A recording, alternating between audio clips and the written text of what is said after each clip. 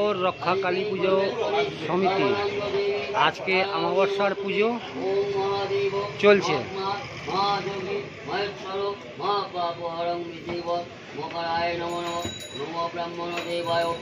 এই যে আমাদের খিচুড়ি রান্না হচ্ছে। আমরা মিস্ত্রি অনেক দূর থেকে ধরে নিয়ে এসেছি,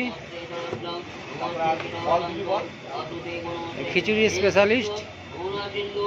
দারুণ খিচুড়ি রান্না করে, আপনারাও আসবেন, খিচুড়ি খেয়ে যাবেন, মায়ের প্রসাদ। দেখুন